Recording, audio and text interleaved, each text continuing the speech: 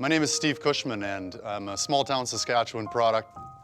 It's an honor for me to speak with you today about some of the things that bring joy to my life. We all have that little voice, that subconscious mind that's there to, although protect us, often limits us and prevents us from achieving all the things that we're looking for in life. That little voice in your head that says things like, I'm not good enough, I'm not smart enough, I'm too tall, I'm too short.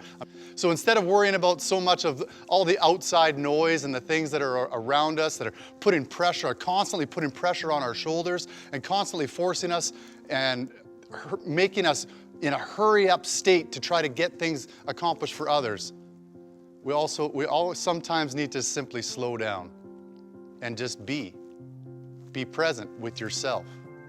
Don't live in the past. Learn from the past. Don't live in the future because it hasn't even happened yet. That creates anxiety. You need to live right now in the present, in the moment, where you are in this moment right now. I've always been quite motivated. I've always been quite happy.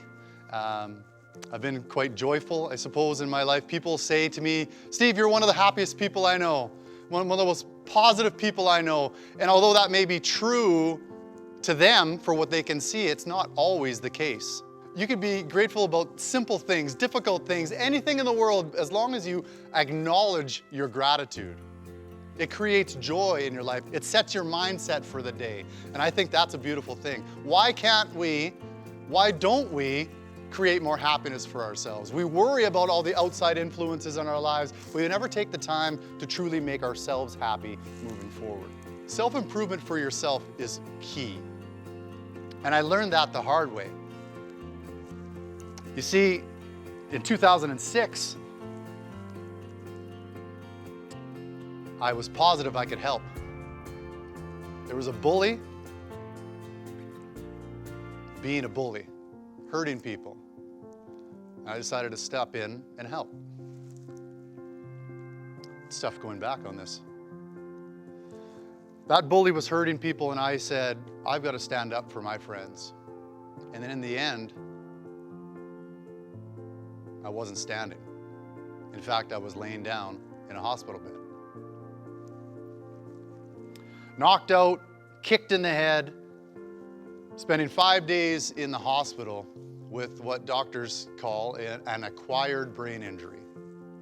So I'd spent the previous 6, 7, 8 years helping and supporting people with disabilities, helping them create more joy in their lives. Then all of a sudden, the tables had turned. I spent 5 days in the hospital learning how to read and write again, if you can imagine. I needed to learn many things over again, and a lot of things that I needed to learn was my attitude towards things. How was I reacting? Was it creating happiness for me? Was I becoming angry? Was I sad? Was I emotional? What were the things that were happening for me? So that's part of the reason why I offer coaching, why I do mentorship. Because we all have difficult times in life.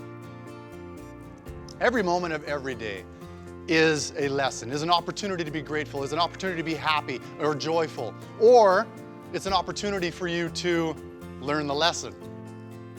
Because life will throw you curveballs. You never know what type, if it's a changeup, if it's a curveball, if it's a fastball, you don't know what pitch is coming.